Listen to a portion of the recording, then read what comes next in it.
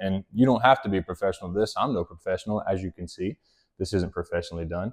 But I can guarantee when we pull this truck up, when it's all said and done, to the dump to haul off a load of trash on a Saturday morning, all the good old boys at the dump are going to stand around and go, good God, that's a pretty truck. Hey everybody, welcome back. We got the transmission and the transfer case out. Other than what's left in the interior, the truck is completely stripped. And if you've seen a couple of the shorts and some of the TikToks, we've already been grinding on the frame.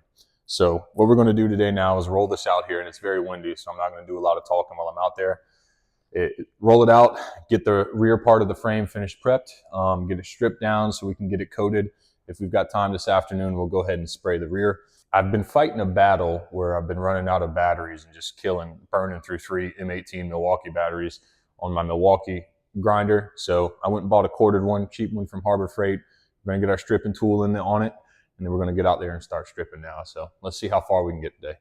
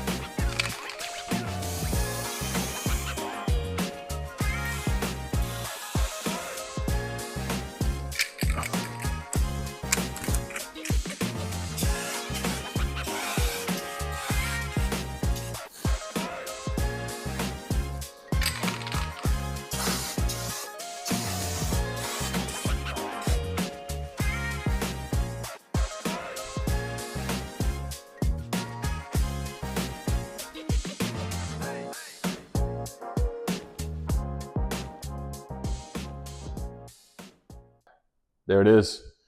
So I know what you're probably thinking. You're like, why wouldn't he take the spring buckets and stuff off?